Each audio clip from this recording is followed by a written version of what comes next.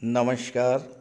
मैं वीके शास्त्री आप सभी दर्शकों का बहुत बहुत स्वागत करता हूं। जैसा कि मैं आपको गज केसरी राजयोग के वीडियोस के माध्यम से हर माह में बनने वाले शुभ योगों, शुभ मुहूर्त की जानकारी देता हूं, उसी क्रम में आज के वीडियो में हम बात करेंगे मकर राशि के जातकों की कुंडली में मार्च 2023 में अलग अलग डेट्स पर बनने वाले गज केसरी राजयोगों के बारे में। मैं आपको ये भी बताऊंगा कि ये राजयोग आपकी कुंडली में किन किन डेट्स पर बन रहा है और किन किन भाव में बन रहा है, ताकि आप उसी के अनुसार अपनी प्लानिंग कर सकें। पहले ये समझें कि गज केसरी राजयोग कुंडली में बनता कैसे है। देवगुरु और चंद्रमा की युति या दृष्टि संबंध से गज केसरी राजयोग बनता है। इसके अलावा शुक्र और बुध की दृष्टि चंद्रमा पर पड़ने से भी गज केसरी राजयोग बनता है। ये राजयोग इतना श्रेष्ठ राजयोग है कि अगर किसी जातक की जन्म कुंडली में बन जाए तो उसे धन संपदा, संतान सुख, स्त्री सुख, माता पिता भाई बहनों का सुख, मान सम्मान, यश कीर्ति, ये सब कुछ जीवन भर मिलता रहता है। जहाँ तक गोचर की बात है, ये राजयोग हर व्यक्ति की कुंडली में हर महीने कुछ विशेष तिथियों पर बनता है, लेकिन आपको इसकी जानकारी नहीं हो पाती है, इसलिए आप इसका लाभ नहीं ले पाते।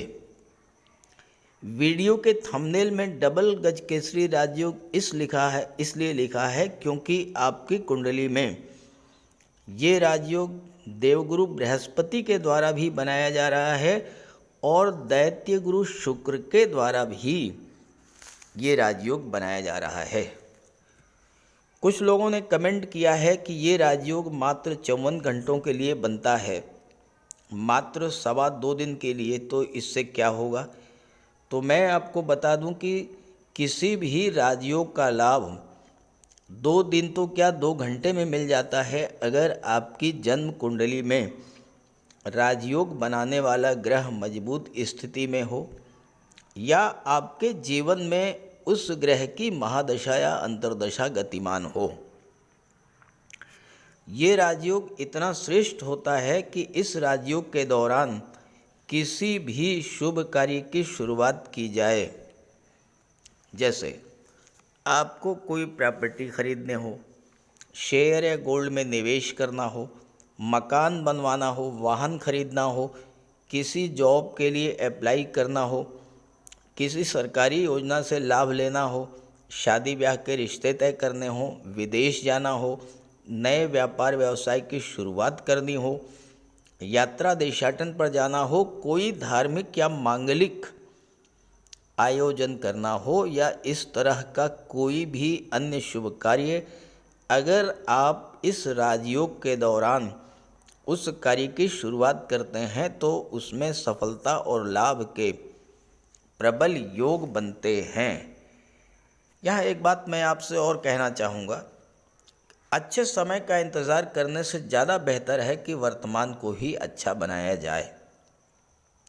साथ ही जब भी आपके जीवन में शुभ समय आए, शुभ योग बने, तो उसका पूरा लाभ उठाया जाए।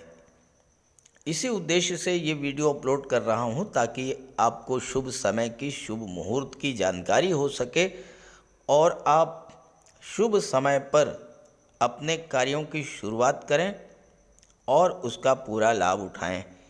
यह विश्लेषण आपकी चंद्र राशि के आधार पर किया जा रहा है और वीडियो के अंत में मैं आपको देवगुरु बृहस्पति के उपाय भी बताऊंगा। दूसरी बात, वीडियो के कमेंट बॉक्स में किसी भी अनजान व्यक्ति के द्वारा दिए गए किसी भी नंबर पर भूल करके कांटेक्ट ना करें, आपके साथ फ्रॉड हो सकता है।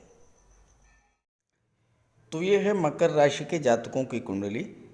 देवगुरु बृहस्पति का गोचर कुंडली के पराक्रम भाव में है और यहाँ पर शुक्र के साथ हैं देवगुरु। शुक्र यहाँ 12 मार्च तक रहेंगे। अब आप पहली डेट नोट कीजिए। पहली डेट है 3 मार्च 3 मार्च को पहले बार आपकी कुंडली में गज केसरी राजयोग बनेगा। दिन है शुक्रवार और समय है प्रातः 8:58। प्रातः 8:58 पर 3 मार्च को आपकी कुंडली में गज केसरी राजयोग बनेगा। चंद्रमा का गोचर कुंडली के 7वें भाव में होगा, अपनी ही राशि कर्क राशि में, और देवगुरु की 5वीं दृष्टि चंद्रमा पर पड़ेगी। गज केसरी राजयोग बन गया। और ये जो गज केसरी राजयोग है, ये देवगुरु के द्वारा अपनी उच्च की राशि कर्क राशि में बनाया जा रहा है और कुंडली के सबसे महत्वपूर्ण भाव 7वें भाव में। 7वां भाव विवाह, दाम्पत्य सुख, पार्टनरशिप का होता है। गुरु अत्यंत सौम्य और शुभ ग्रह हैं। चंद्रमा भी अत्यंत शुभ और शीतल ग्रह हैं। जब चंद्रमा पर गुरु की दृष्टि पड़ेगी, चंद्रमा क्या है? चंद्रमा है आपका मन। तो इस समय आपका मन शांत रहेगा, मन में अच्छे विचार आएंगे। पति पत्नी में किसी तरह का कोई तनाव हो, आपको एहसास हो जाएगा कि कहाँ पर कमी है। आप दूसरों की बात भी सुनेंगे और समस्या खत्म हो जाएगी। विवाह के रिश्ते तलाश करने या विवाह का रिश्ता फाइनलाइज करने का भी अत्यंत शुभ मुहूर्त है ये। इस राजयोग के बनने पर आप विवाह भी कर सकते हैं और ये आपका जो विवाह है अस्थाई होगा। 7वां भाव पार्टनरशिप का होता है और पार्टनरशिप में आप कोई व्यापार शुरू करते हैं तो उसमें भी सफलता के योग बनेंगे। यहाँ पर गुरु के साथ शुक्र भी हैं और शुक्र 5वें भाव के स्वामी हैं। 5वें भाव से लव रिलेशंस का विचार किया जाता है। इस योग के बनने पर आप अपने लव पार्टनर के सामने कोई प्रपोज़ल रख सकते हैं, कोई प्रस्ताव रख सकते हैं। आपका वह प्रपोज़ल एक्सेप्ट होगा और आपके विवाह की संभावनाएं बलवान होंगी। यहाँ पर गुरु विदेश भाव के स्वामी हैं और 7वें भाव में ये राजयोग बन रहा है। 7वां भाव व्यापार का है। तो विदेश से आप नया कोई व्यापार व्यवसाय शुरू करना चाहते हैं तो उसके लिए भी ये समय अत्यंत श्रेष्ठ और शुभ मुहूर्त है।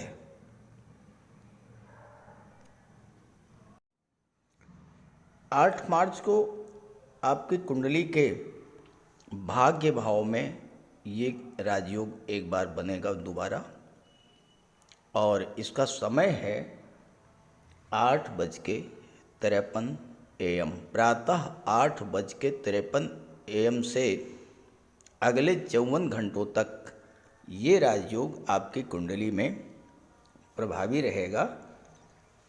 चंद्रमा कन्या राशि में गोचर करेंगे भाग्य भाव में। गुरु और शुक्र दोनों की दृष्टि चंद्रमा पर पड़ेगी और ये डबल गज केसरी राजयोग बनेगा। गुरु के द्वारा भी बनेगा और शुक्र के द्वारा भी बनेगा। इन 54 घंटों में भाग्य पूरी तरह से आपका साथ देगा। चूँकि शुक्र दशम के स्वामी हैं कर्म क्षेत्र के, तो आप कोई नया कारोबार शुरू करना चाहते हैं, कोई नया व्यापार व्यवसाय शुरू करना चाहते हैं, किसी नई नौकरी में ज्वाइन करना चाहते हैं, तो उसके लिए ये समय बहुत ही अच्छा है। और चूँकि चंद्रमा की दृष्टि पराक्रम भाव पर पड़ रही है, तो आपके पराक्रम, पुरुषार्थ, ज्ञान, बुद्धि, विवेक में भी वृद्धि होगी। नए नए आइडियाज़ आपके मन में आएंगे, नए इनोवेशंस आप करेंगे। कार्य क्षेत्र की रुकावटें दूर होगी, काम में मन लगेगा। चूँकि इस समय भाग्य पूरी तरह से आपके साथ देगा, तो आप जिस भी कार्य को शुरू करेंगे उसमें आपको सफलता मिलेगी। गुरु विदेश भाव के स्वामी हैं और नवम भाव उच्च शिक्षा का होता है। उच्च शिक्षा के लिए आप विदेश जाना चाहते हैं तो बहुत ही शुभ योग है। अब शुक्र के द्वारा ये राजयोग बनाया जा रहा है। शुक्र पंचम के स्वामी हैं। पंचम भाव होता है शिक्षा का, संतान का। संतान की प्राप्ति भी आपको हो सकती है और संतान की प्लानिंग भी आप कर सकते हैं इस राजयोग के बनने पर।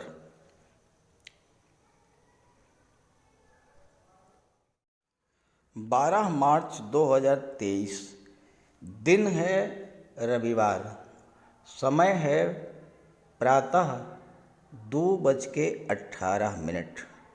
12 मार्च को प्रातः 2:18। इसका मतलब कि 12 और 13 मार्च दोनों ही दिन गज केसरी राजयोग आपकी कुंडली में प्रभावी रहेगा। चंद्रमा का गोचर वृश्चिक राशि में होगा, कुंडली के एकादश भाव में, और देवगुरु की नवम दृष्टि चंद्रमा पर पड़ेगी। एकादश भाव लाभ का होता है। एकादश भाव आपके सपनों का होता है, आपकी इच्छाओं का होता है।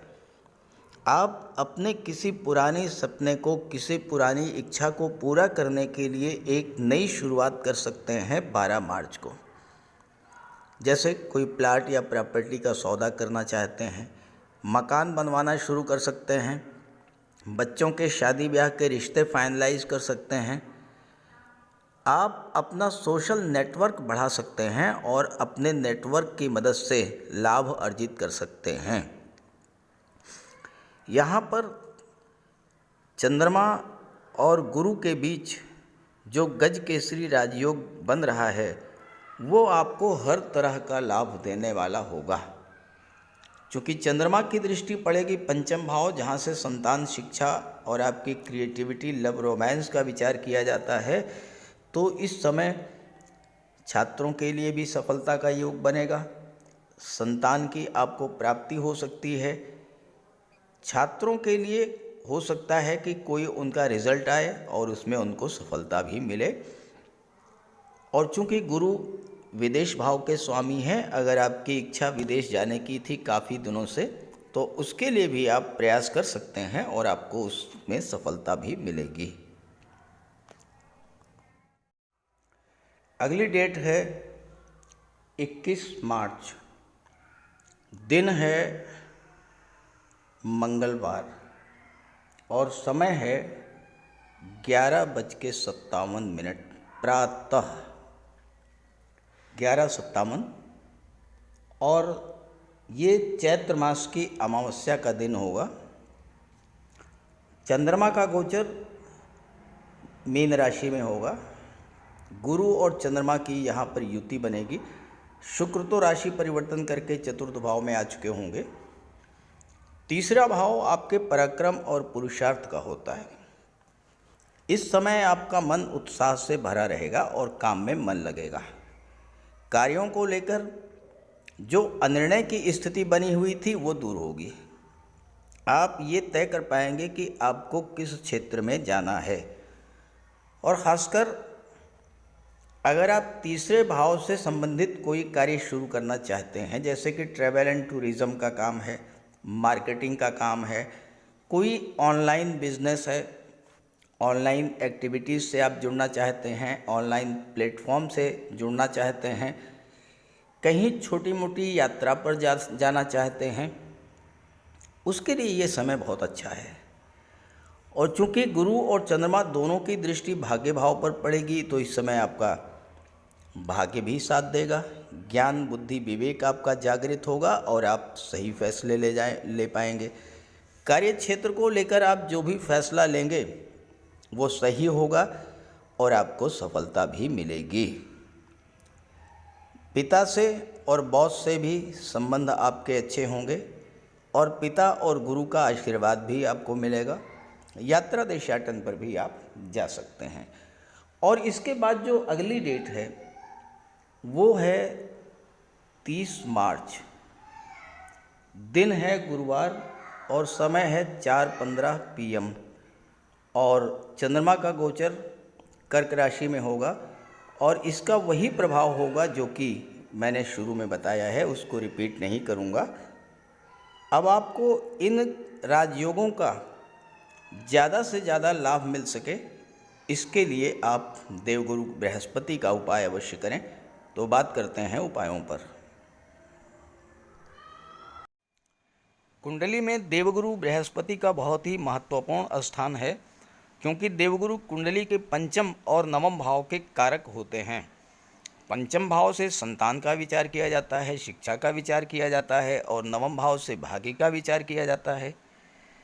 गुरु ग्रह भाग्य के लिए जिम्मेदार माने जाते हैं, और किसी भी कार्य की सफलता के लिए देवगुरु का मजबूत होना बहुत ज़रूरी है। जब कुंडली में देवगुरु मजबूत होते हैं तो भाग्य का साथ मिलता है, जिस काम में हाथ डालते हैं वो सफल होता है, विवाह समय से होता है, शिक्षा अच्छी मिलती है, गुरु की कृपा रहती है, धन की प्राप्ति होती है। तो देवगुरु के लिए कुछ उपाय बताने जा रहा हूँ, उपाय ज़रूर कीजिएगा। अगर आपकी जन्म कुंडली में गुरु कमज़ोर स्थिति में है तो आपको गुरुवार का व्रत करना चाहिए। स्नान करते समय जल में आधा चम्मच हल्दी डालकर स्नान करें। स्नान के बाद पीले रंग के वस्त्र धारण करें, और साथ ही साथ केसर या हल्दी का तिलक लगाएं। और गुरुवार के दिन भगवान विष्णु की उपासना करें। घर में केले का एक वृक्ष लगा लें, उसकी पूजा करें, उसकी सेवा करें। भोजन में चने के बेसन, चीनी और घी से बने लड्डू का सेवन करें, और अपनी क्षमता के अनुसार पीले वस्त्र, हल्दी, शहद, धार्मिक पुस्तकें, इन सब का दान कर सकते हैं। अगर गुरु ग्रह कमज़ोर है तो पुखराज धारण करें, लेकिन इसके लिए किसी योग्य ज्योतिषी की सलाह ले लें। माता पिता, गुरु और बुज़ुर्गों का सम्मान करें, उनकी देखभाल करें और उनका आशीर्वाद प्राप्त करें। साफ सफाई रखें, गुरु की सेवा करें, और दही और चावल गरीबों को खिलाएं। किसी गरीब को, किसी दिव्यांग व्यक्ति को भोजन कराएं। किसी वृद्धाश्रम में जाकर के वृद्धों के साथ कुछ समय बिताएं, उनकी समस्याओं को जानें, समझें। कोई ज़रूरी नहीं है कि आप धन से ही सहायता करें, तन और मन से भी आप मदद कर सकते हैं दूसरों की, और ऐसा करने से देवगुरु अत्यंत प्रसन्न होते हैं। और जब देवगुरु बलवान होंगे तो आपको पूरा लाभ मिलेंगे। तो ये उपाय करके देखिएगा, लाभ होगा। कमेंट करके बताइएगा ताकि आपके साथियों को भी इसका लाभ मिल सके। नमस्कार।